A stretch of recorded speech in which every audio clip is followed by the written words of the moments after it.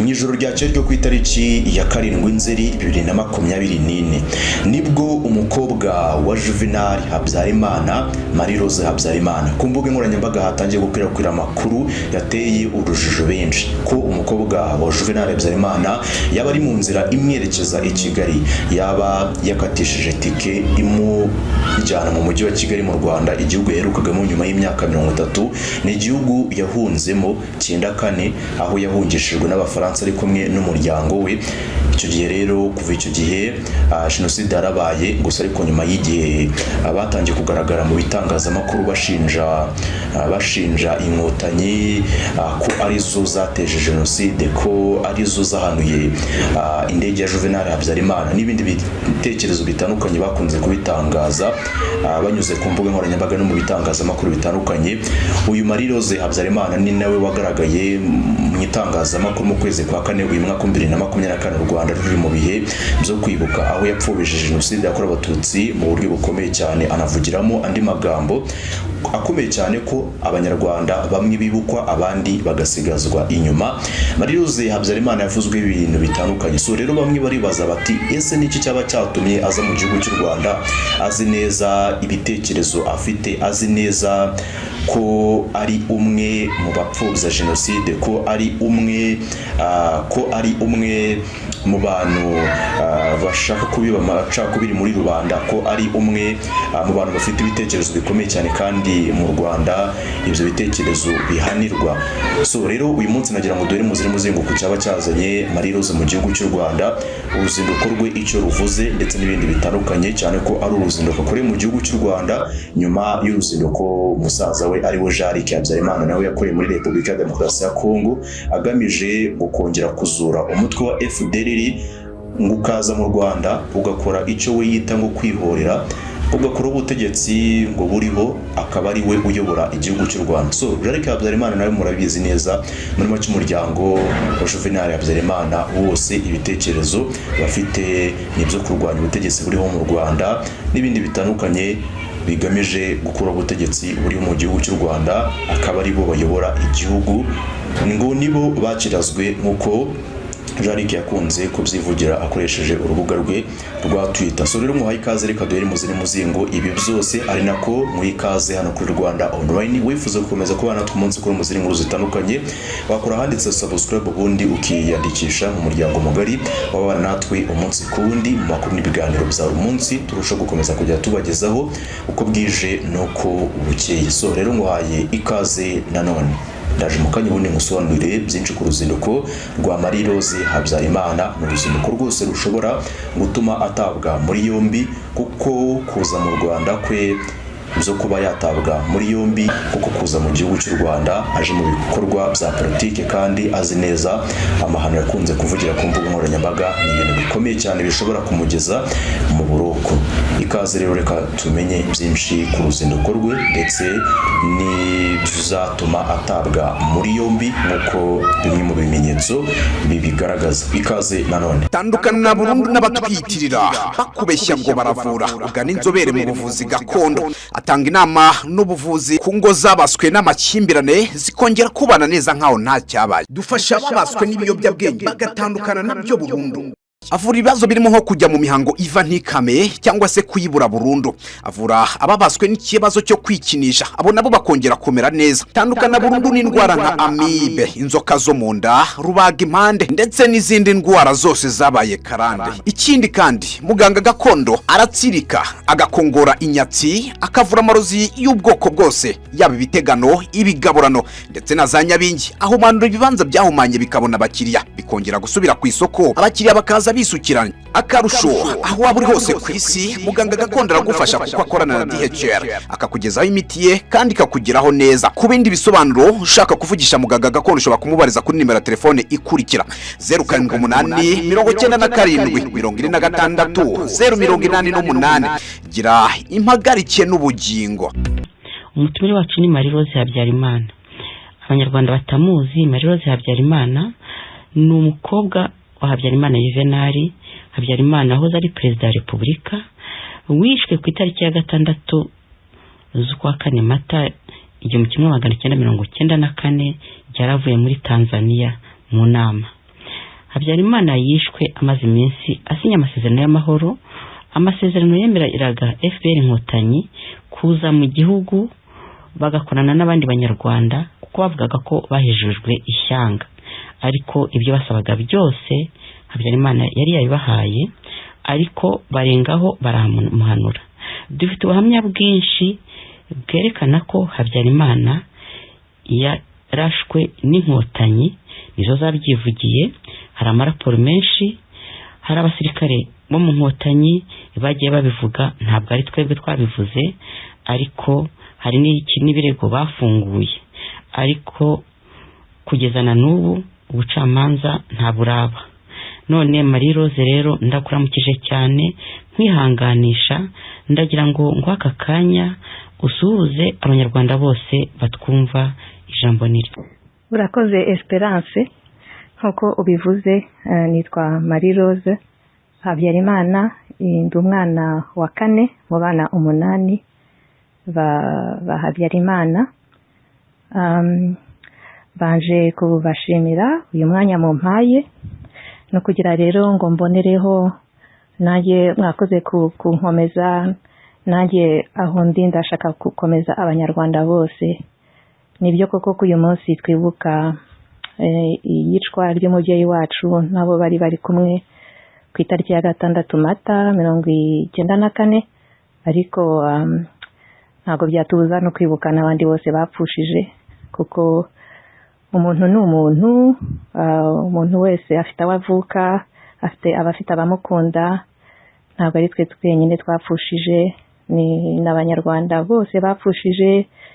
Na mbere yuko umubyeyi wanjye yicwa, hari intambara yari yaratangiye muri 1990, hari abantu bapfuye, hari n'abakomeje gupfa nyuma y'urupfu rwa papa.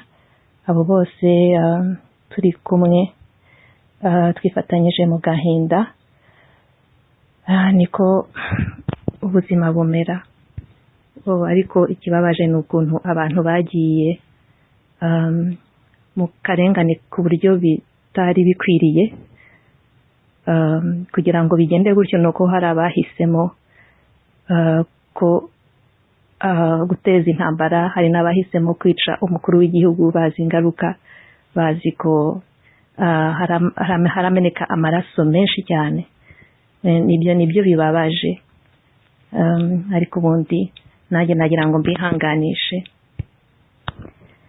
Turi kumwe twese muri ako gahinda, muri ibyo byago byatugwiriye, turi kumwe. Nagira ngo mbabwire uko nongewe namenye iyo nkuru. Ntago nari ndi mu Rwanda, nari ndi mu mahanga ndi kwiga muri university, kuko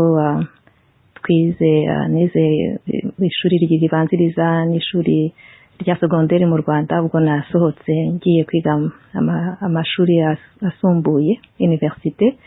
Ubwo rero sinzi ikintu cyafashe, ndi kumva nshaka kwandikira papa wanjye, nuko mbese umutima wanjye urambwira ngo reka mwandikire. Ariko mfata urupapuro ntangira kwandika, ariko igihe ntangiye kwandika mbona ko kwandika biraba birebire, nuko ndavuga ngo wamuhamagara niho birihuta, reka muhamagare musuhuze.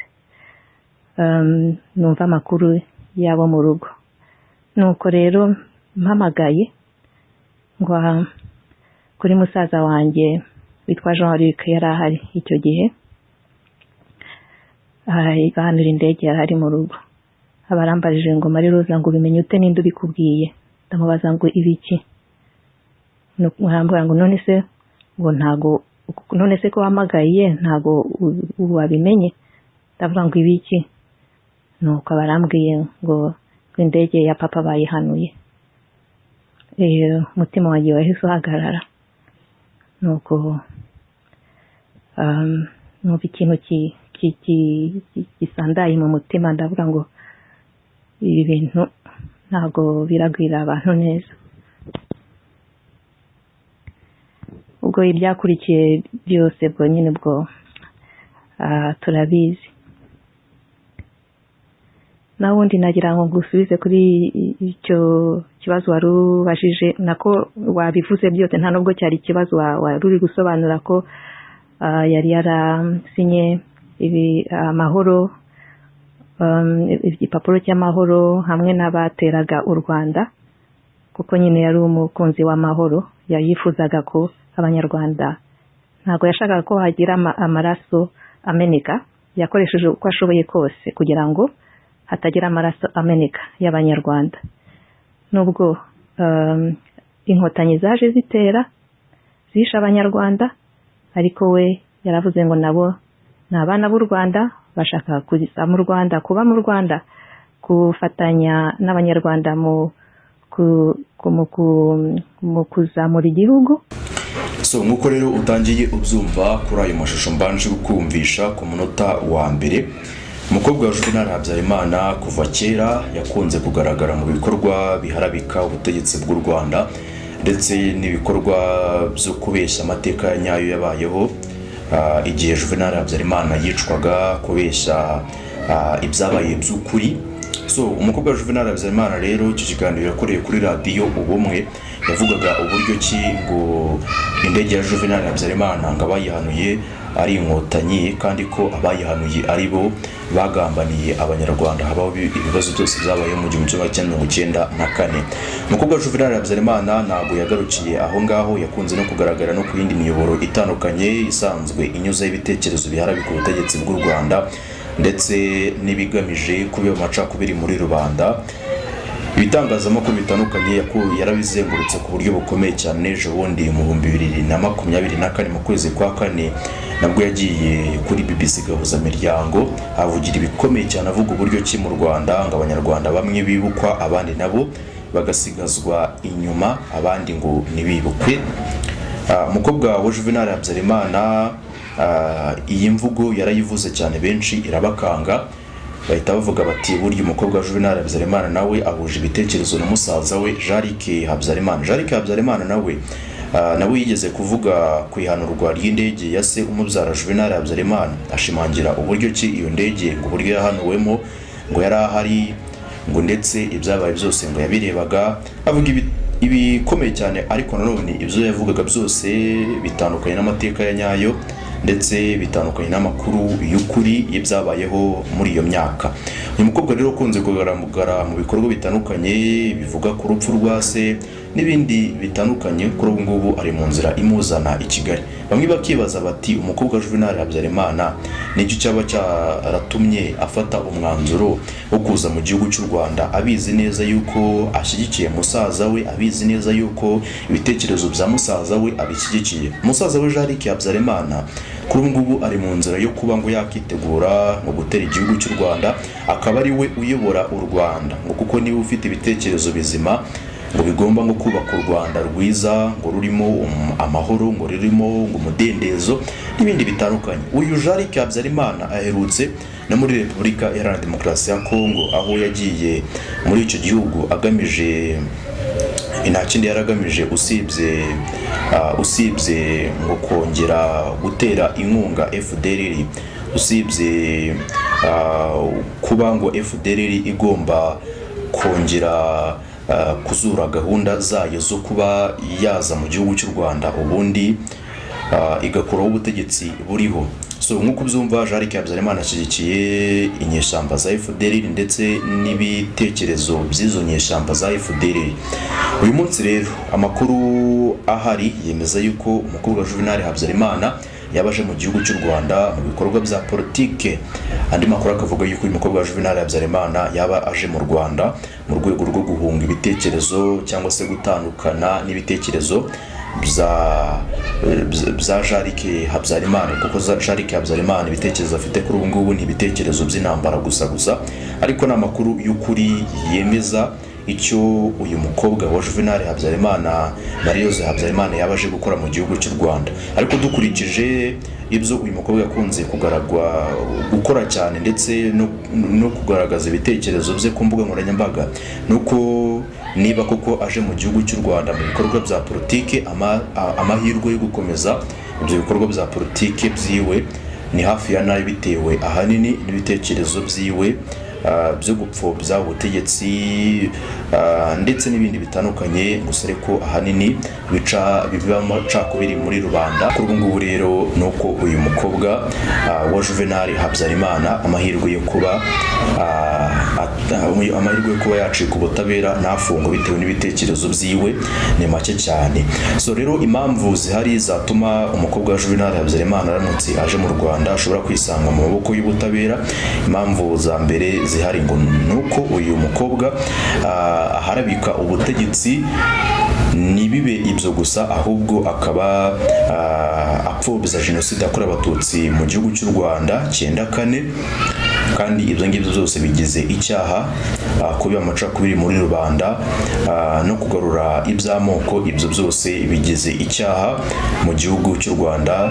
Kubihanirwa ni ibintu byoroshye cyane kuba mu gihugu cy'u Rwanda wabihanirwa. So rero indege yayikatishije umukobwa wa Juvenal Habyarimana, indege yayikatishije igomba kumugeza mu gihugu cy'u Rwanda.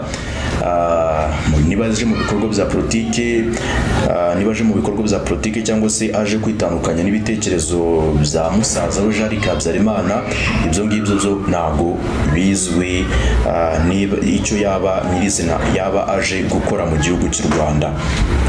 So rero ngayo nguko uyu munsi ayo niyo makuru yizewe ahari. Umukobwa wa Juvenal Habyarimana yamaze gukatisha indege imuzana mu gihugu cy'u Rwanda mu masaha make cyane. Turumva amakuru yuko yamaze kugera mu gihugu cy'u Rwanda. Yaherukaga mu Rwanda mu myaka 30 ishize, kuko yaherukaga mu Rwanda ni mu 1994.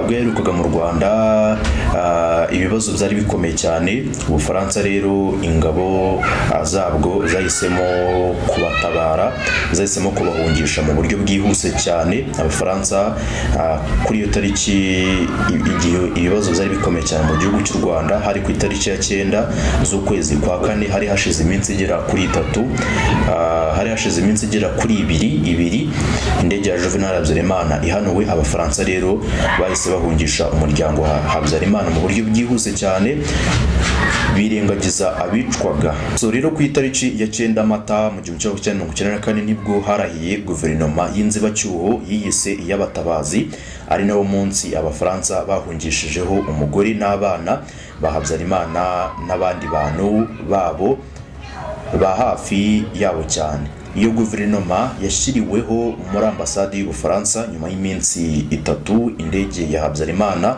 Juvenal ihanuwe iyoborwa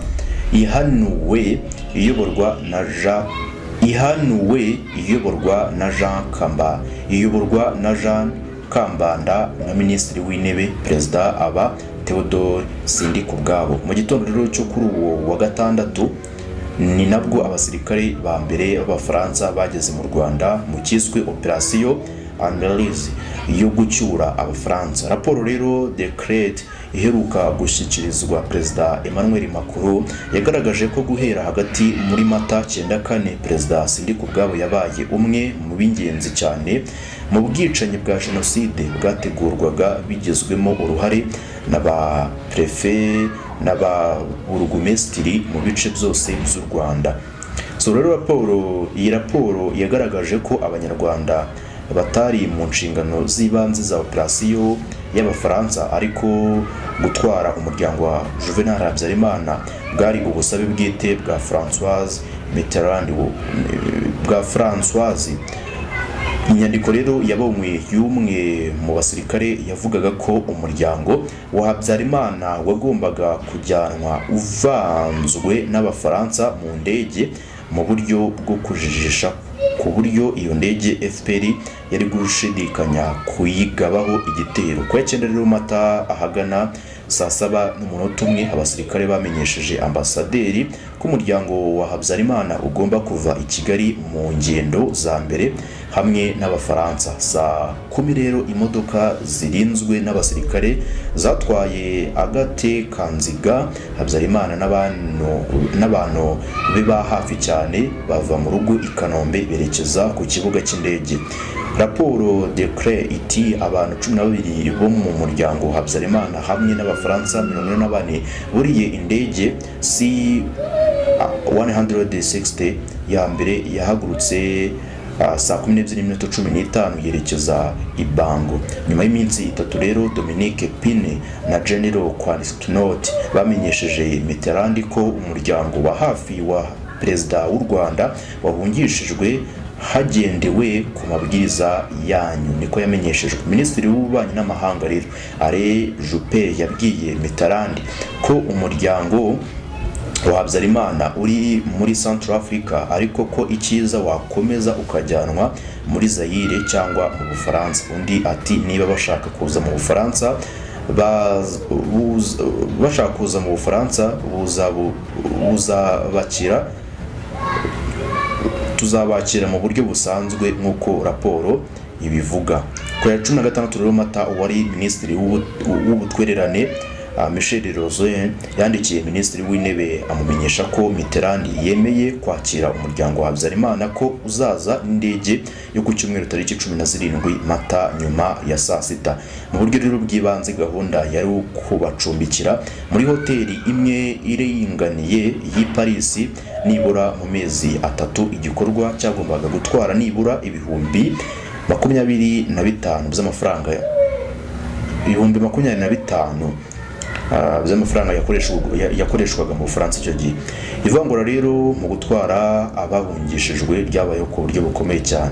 Mu bajyanwe n'Abafaransa ku wa 10 Mata harimo abakoraga mu kigo cy'imfubyi cya Saint Agathe cyabaga i Masaka, kikaba icya Kanziga. Habyarimana abakoreragamo rero bajyanwe ahagana saa 10:30 i Bango. Bibarwa ko harimo abana 97 n'abakuru 23. Ku ya 11 Mata rero hemejwe ko hagenda abakorera Ubufaransa mu Rwanda, ndetse hemezwa ko bahita bahabwa imishahara y'amezi 2. Imibare rero ya Minisiteri y'Ingabo mu Bufaransa igaragaza ko kugeza ku wa 14 Mata nibura abantu 1038 bari bamaze guhungishwa hakoreshejwe indege, barimo Abafaransa 454 n'abanyamahanga 784. Abo banyamahanga barimo rero Abanyafurika 612 bagizwe n'Abanyarwanda 394, bose bafashijwe n'ingabo zari muri operasiyo Amaryllis. Raporo Decret igira iti nubwo hari amalisti ari, raporo ikomeza igira iti nubwo hari amalisti ariho n'amazina agaragaza mu ishinguranyandiko, biracyakomeye uyu munsi kumenya muri abo ngo Abatutsi bari bande cyangwa bahigwaga. Hari amakuru rero ko mu bajyanwe harimo Felicien Kabuga na Ferdinand Nahimana wabaye umuyobozi w'ikigo cy'itangazamakuru ONIFO uri mu bashinze icyo gihe muri iyo myaka Eritrea. Umunyamabanga rero nshingwabikorwa wa Komisiyo y'Igihugu yo kurwanya Jenoside Dr Bizimana Jean Damascene yavuze ko muri operasiyo Amaryllis ingabo z'Abafaransa zahitaga kuri bariyeri zigahita kubicwa zikigendera ntibagire icyo babikoraho. Ati Abafaransa ntibashatse gutabara kugira ngo bahagarike ubwicanyi bwakorerwaga mu maso yabo cyane ku kibuga cy'indege cya Kanombe. Bahasize benshi babasigira interahamwe ntibagira icyo babikoraho. So rero uko niko umuryango wa Juvenal Habyarimana wahungishijwe Agathe Kanziga niko yahungishijwe ari kumwe n'abana be, ubwo ngubwo Jarike n'abandi bana bose n'ubundi ba Juvenal Habyarimana icyo gihe barahungishijwe. So rero kuri ngubu amakuru ahari nuko umukobwa wa Juvenal Habyarimana yaba agiye kuza mu Rwanda nyuma y'imyaka 30. Impamvu nyamukuru yaba imuzanye ntago izwi, gusa ariko amakuru amwe n'amwe avuga yuko yabaje mu bikorwa bya politike cyangwa se yabaje kwitandukanya ni bitekerezo cyangwa se ibikorwa umusaza we ari we Jarike Habyarimana yaba ari gutegura. Ibyo yise ngo no kwisubiza ubutegetsi, ibyo yise ngo no kwihorera, ngo ndetse no kurenganura Abanyarwanda n'ibindi bitandukanye biravugwa. So ngaye gukorera uyu munsi kuri tariki ya none ibingibi nibyo byari bikomeje kugenda bivugwa. Mwibutse yuko wifuza gukomeza kuba natwe umunsi kuri mu zindi nkuru zitandukanye, wakora handitse subscribe ubundi ugakomeza kubana natwe no mu zindi nkuru. Ngaye ngo